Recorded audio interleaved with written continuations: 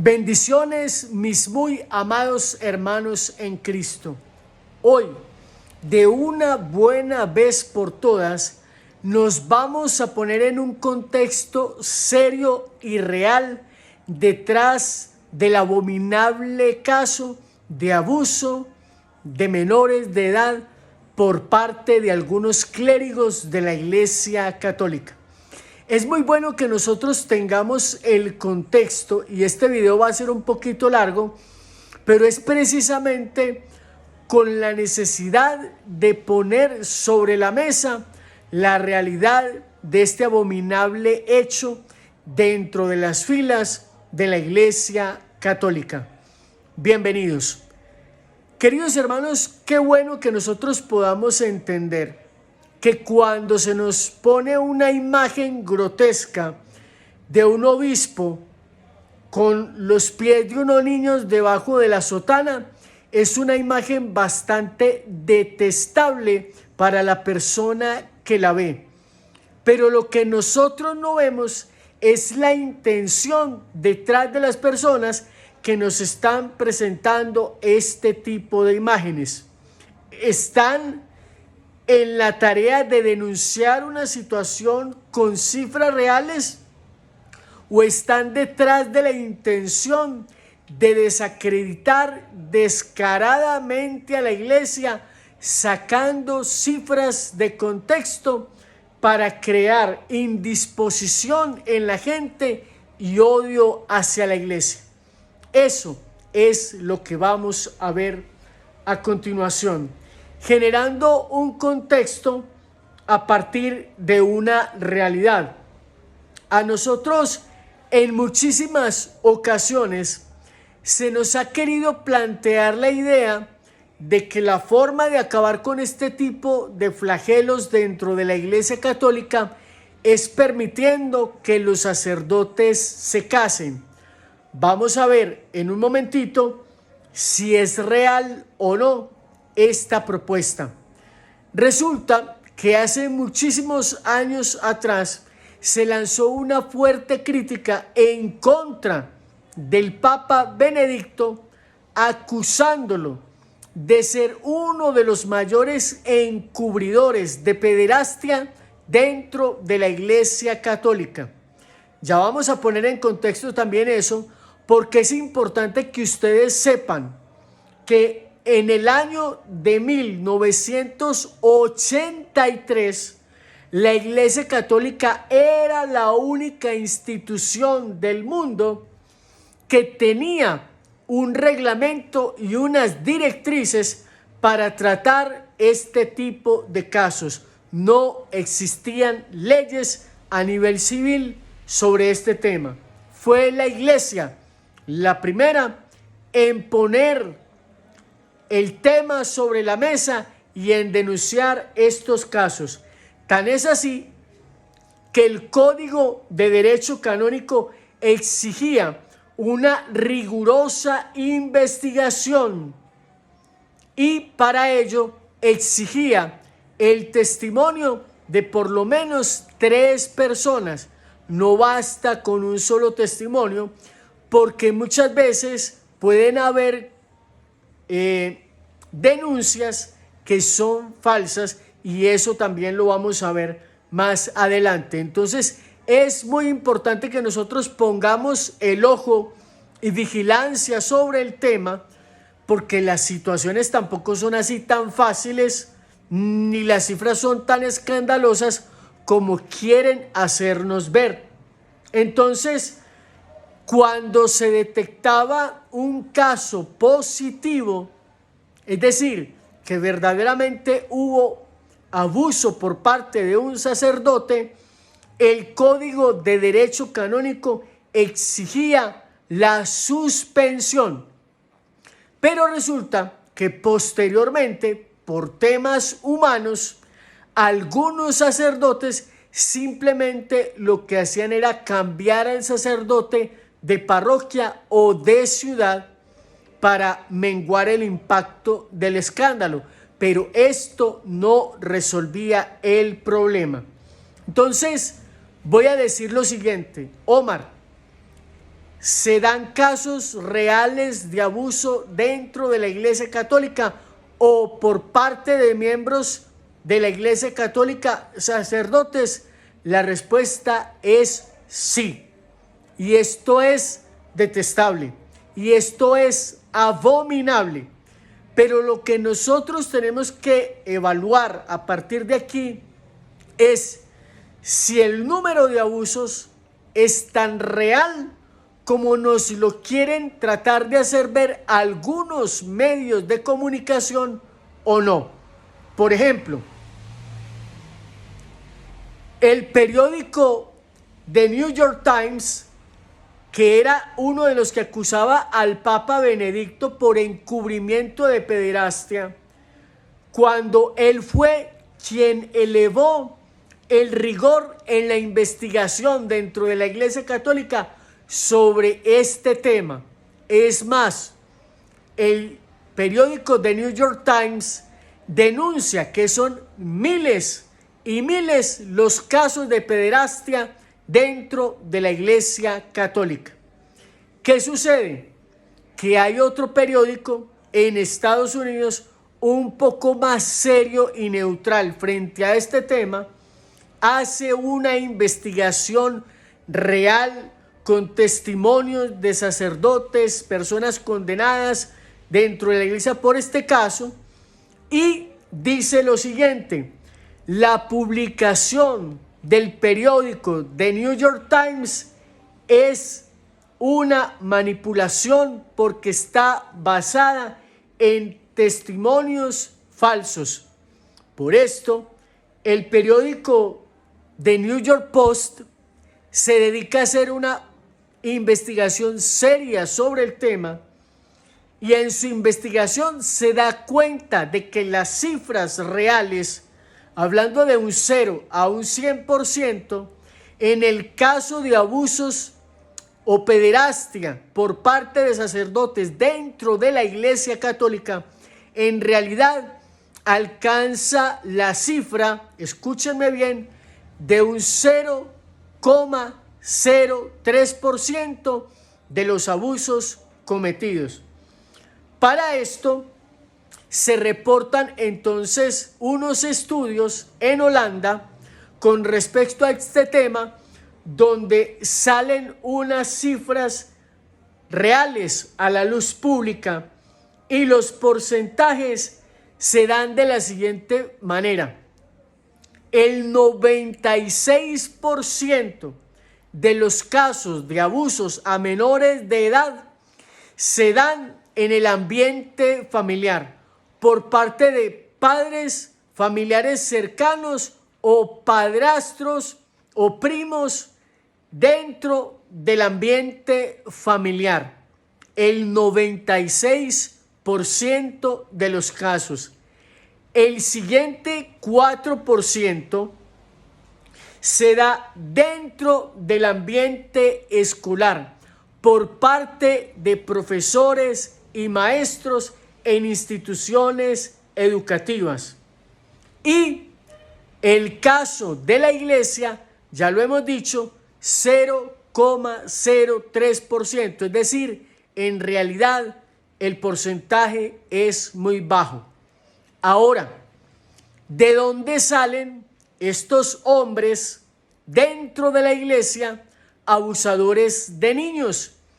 Ustedes y yo tenemos que ponernos la mano en el corazón para descubrir la verdad, y es que la Iglesia Católica tiene enemigos declarados, como lo son la masonería y la comunidad LGTBI, quienes tienen unas demandas que la iglesia no ha querido de alguna manera acceder a ellas, como es el matrimonio de parejas entre el mismo sexo, etcétera, etcétera.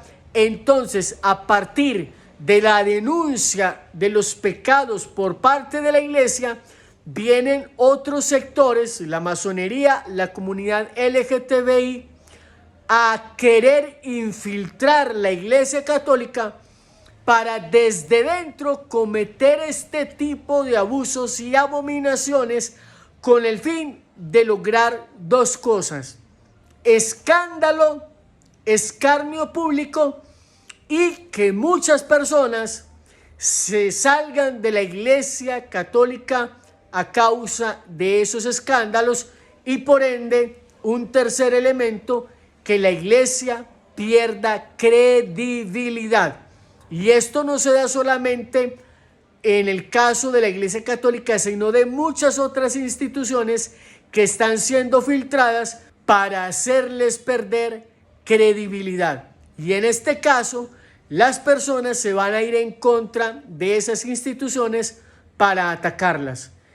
Así están pretendiendo ellos lograr también un espacio dentro de la iglesia para lograr que se acepten cosas que por cuestiones de enseñanza y doctrina no son viables. Pero repito, la masonería y la comunidad LGTBI han venido filtrando la iglesia, así como han filtrado el Estado, para llegar a grandes cargos de puestos públicos e implementar así algunas de sus grandes abominaciones, como lo son la ideología de género, entre otras cosas, a nivel social. ¿Sí me voy a entender? Entonces, teniendo esto en cuenta, vamos a decir lo siguiente. En el caso de la pederastia dentro de la iglesia, decíamos al inicio del video que algunas personas pues se atreven a decir que si permitiera la iglesia que los sacerdotes se casaran, se le pondría fin a este tema del abuso de menores. La respuesta es ¿verdad o mentira? Falso. ¿Por qué? Porque a raíz de los estudios que se han realizado en temas de pederastia, al estudiar a la Iglesia Católica, también se estudia a otros credos o denominaciones, y han salido resultados donde las cifras de abusos de menores por parte de pastores evangélicos superan los casos de la Iglesia Católica. ¿Qué pasa ahí? Si los pastores evangélicos son casados. Entonces el problema no es el celibato. El problema está en los ataques que vienen contra la iglesia por parte de la masonería, de la comunidad LGTBI y pues alguno que otro caso aislado de algún sacerdote que simplemente se descuidó y se enfermó sexualmente y comete este tipo de abominaciones dentro de la iglesia. Aunque estamos hablando de un 0,03%, así fuera un solo caso de pederastia dentro de la iglesia, no se justifica y es detestable. Ahora, les voy a decir lo siguiente, porque algunos me van a decir, me parece estarlos ya aquí escuchando o viendo en la caja de comentarios como este. Usted está manipulando cifras para hacer quedar bien a la iglesia. Hermanos, no me hagan caso a mí y pónganse serios delante de Dios y hagan ustedes mismos la investigación en internet para que se den cuenta de que las cifras que les estoy dando son estudios reales y no estudios acomodados para defender o justificar a la iglesia, porque repito, ningún tema de escándalo dentro de la iglesia, ningún tema de doctrinas erróneas dentro de la iglesia católica se justifican, y todas aquellas doctrinas falsas, erróneas y prácticas malas dentro de la iglesia no vienen por parte de la iglesia verdadera, porque en la iglesia católica subsisten dos iglesias, una falsa y una verdadera, y la iglesia verdadera, los sacerdotes que hacen parte de la iglesia verdadera, defienden la verdad y la sana doctrina, mientras que los falsos sacerdotes están queriendo colocar un nuevo modernismo dentro de la iglesia para darle entrada y cabida a situaciones que no deben tener cabida dentro de la iglesia. No por cuestiones de negligencia, de orgullo, de maldad, de egoísmo por parte de nosotros, sino porque es lo que Dios manda dentro de su palabra. Y estamos obligados a defender la sana doctrina de la iglesia. Entonces, para que ustedes tengan en contexto, espero que ustedes mismos se den la tarea responsable, transparente, ante los ojos de Dios, de investigar este tema para que conozcan la verdad. Lo que yo les estoy diciendo son temas reales, porque si yo soy sacerdote y soy según el corazón de Dios, mi propósito es vivir una vida santa. Pero si yo soy un sacerdote filtrado de la masonería o de la comunidad LGTBI dentro de la iglesia, mi tarea es cometer la mayor cantidad de abominaciones y extravíos posibles para que ustedes pierdan la credibilidad en la iglesia y muy posiblemente la fe en Jesucristo el Señor. Y voy a terminar dándoles otro dato que ustedes lo pueden investigar, y si está en línea, muy posiblemente van a poder acceder a él. Yo accedí a él hace muchísimos años atrás, estoy hablando de el 2002 al 2003, 2001 al 2003, que estuve en el seminario estudiando para ser sacerdote. Y en uno de esos años, no recuerdo si fue el 2001, 2002 o 2003, preferiblemente entre el 2001 y 2002, me tocó hacer misión en el tiempo de Semana Santa en el sur del país. No recuerdo en este momento, pero el Espíritu Santo me va a soplar en el Florencia, Caquetá. Gracias, Espíritu Santo. Me tocó en el 2001 o 2003 prestar mis servicios pastorales en Florencia, Caquetá. No recuerdo si fue el Domingo de Ramos o el Domingo de Resurrección, porque yo estuve en ese tiempo allá, donde salió un extracto del Dominical, ese periódico pequeñito que traía el periódico El Colombiano al interior, donde se estaba hablando de este tema de los abusos sexuales por parte de la Iglesia Católica, y me pareció un estudio muy serio porque estaba dando datos y cifras reales muy similares a las que les estoy comentando a continuación por parte del New York Post, el periódico de Estados Unidos. Y entre el 2001 y el 2003 salió ese extracto dominical donde se hablaba de manera objetiva frente a este tema, y una de las cosas que más me llamó la atención es que en este extracto decía que los abusos no eran tantos como se denunciaban, que detrás de muchísimos de esos abusos que eran falsos, el interés de algunas personas era desacreditar a la Iglesia Católica o ir detrás de indemnizaciones millonarias. Repito, cuando se denuncia un caso de abuso, de pederastia dentro de la Iglesia Católica, a muchas personas los ojos se le vuelven grandes como si les fueran a echar gotas, pero muy pocos están dispuestos, uno, a investigar, y dos, seguir el caso hasta el final.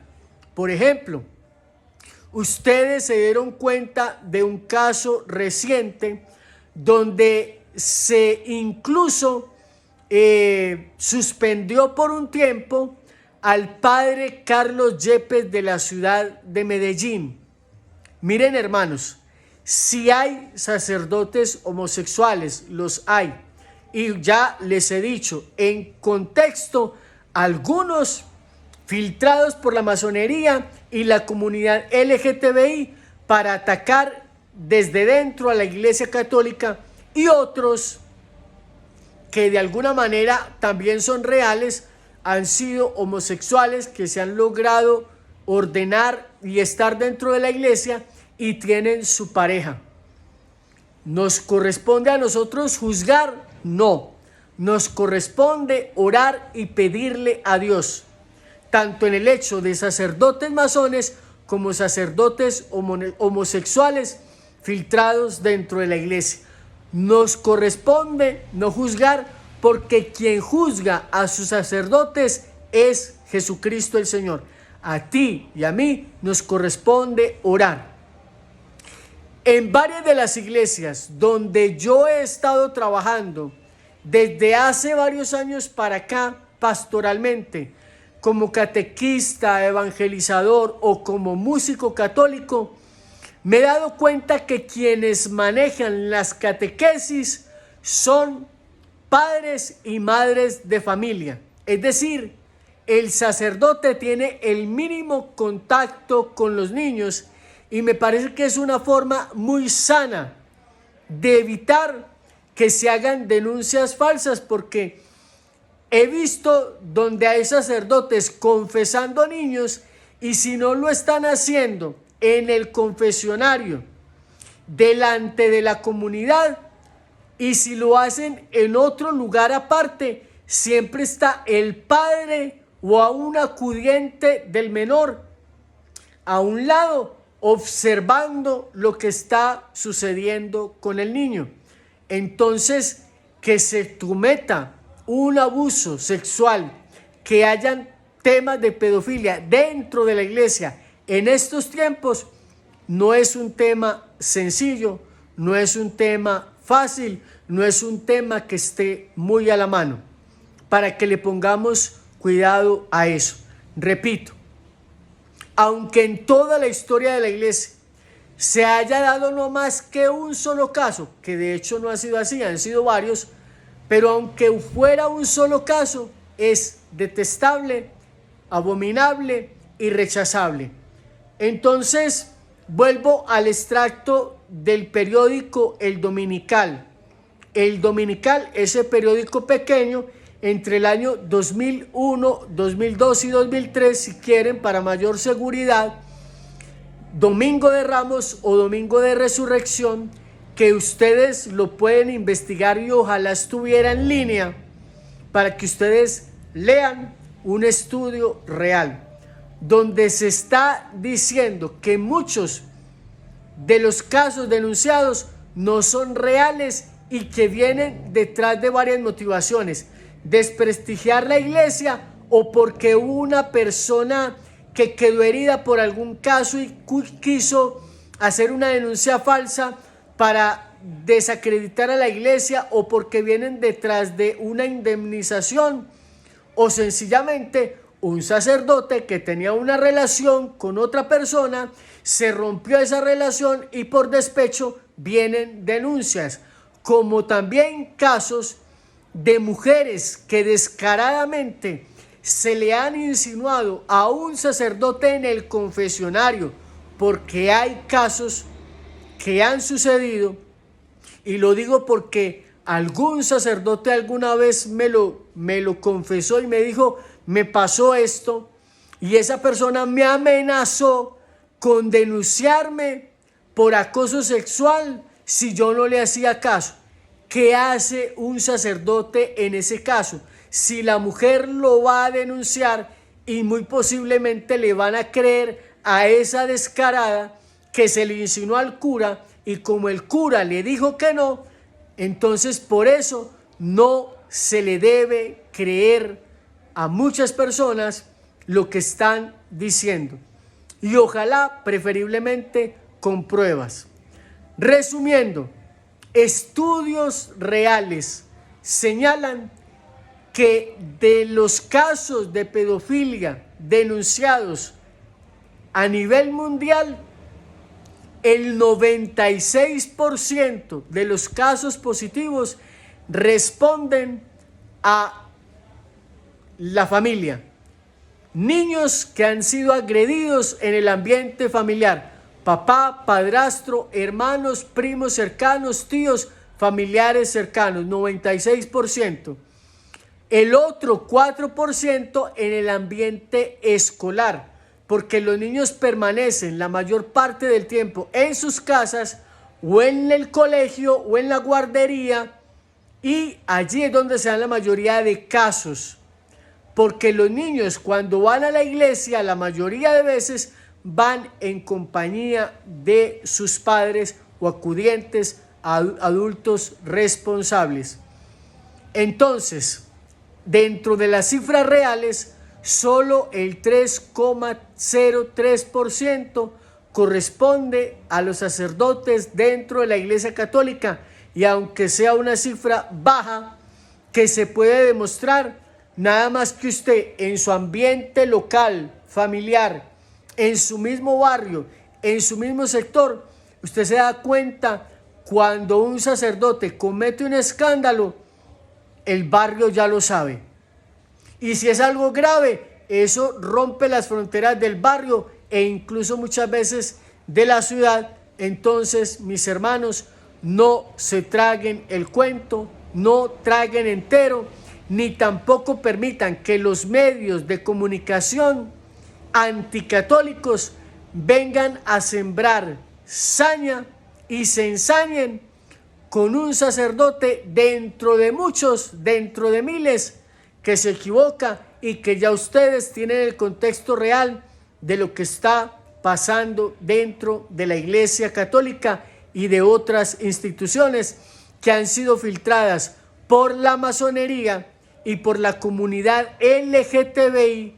Y si no me creen, vayan ustedes a ver por qué hoy en día la comunidad LGTBI, que hace unos años atrás, 30, 40 años atrás, era una minoría que a veces hasta les daba miedo de salir del closet, pues por las críticas, por las burlas, por el bullying, por lo que fuera, empezaron a reclamar tímidamente unos derechos, diciendo que se tuviera tolerancia con ellos, y hoy en día que están logrando grandes cargos públicos en temas de política, están logrando que si yo digo que la homosexualidad es un pecado, entonces ellos me pueden denunciar a mí y me pueden meter a la cárcel, porque ellos están queriendo cortar la libertad de expresión que reclamaban antes cuando no tenían tanto poder. Díganme si eso es algo justo o no.